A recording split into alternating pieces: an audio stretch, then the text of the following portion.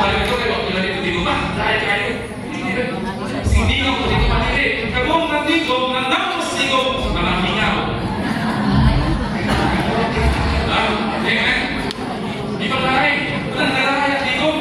Pero kaman nanapos digong mabuhi. Lakas ang nangikay, lakas akay. Makita ko, karong buhi, tumpang mo ang anak. Amen?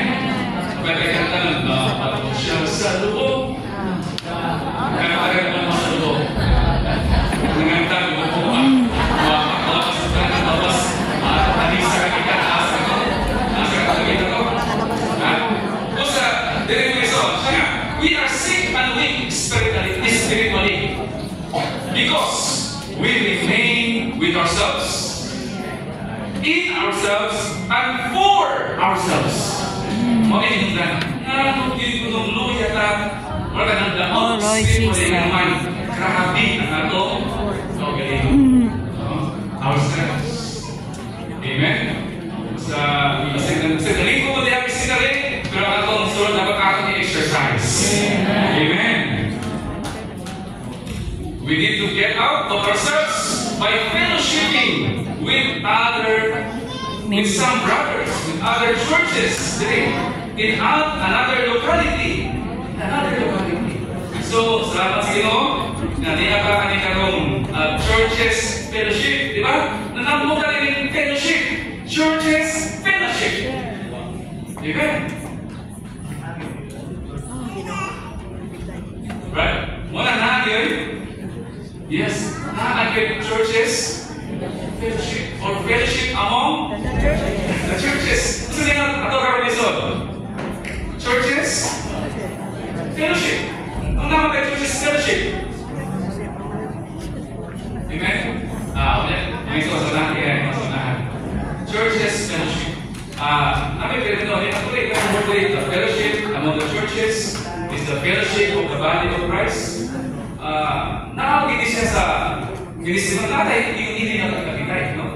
Si Brother Joros pa kung pipinong kapinig, clustering, no? Clustering. As much as possible to kita mga nearby churches, no?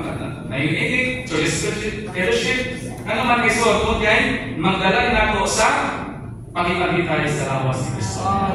Doon ang nahiling ng churches fellowship. Even right now, doon na itubod niya nilagay sa ako. Amen. Doon may son, unang insahit akong karoon, mamagaw niya, palayo din nilagay. Amen. Asa nasugod ang agay may son? Asa nasugod ang agay? Ano sa nasugod ang agay? Ang agay na nasugod niya sa ikredidad. Nilabay pang ikredidad. No? Ika sa trono, from the throne, doon ay river flowing. Until now, nagsak. Amen. Tuwan niyo eh. Paguno. Tunay mo marami may son. Magita ka nagdadalay. Right? Dahil gusto na mo pugong.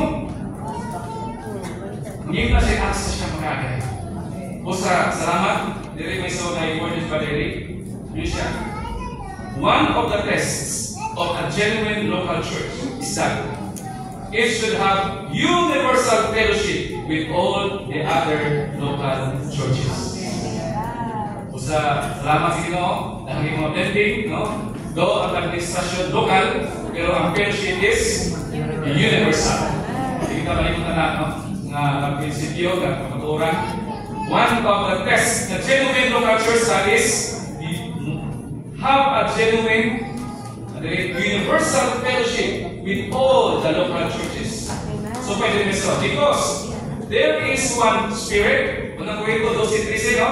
Ayos sa Espiritu. Ngayon, ayos ka lawas. Kinakayos sa Espiritu, ayos ka lawas. Naharapin usa ka aki-akita. Naharapin usa ka circulation. Amen. Siya nga, a local church, part ng sa unique body of Christ, body ng kanin, it is possible. Ay danger. Na warning din. It is possible that among us, balilig siya, in the Lord's recovery, certain churches or regions will make themselves independent. They may isolate themselves from the body. They do not want to keep their church or their region open to the entire body. that is open to all the local churches on earth. As a result, they cut themselves off from the fellowship among the churches. What's the result? Number one, darkness, confusion, and division and death. This should be a warning to us all. Oh Lord, amen. A warning to us all. From this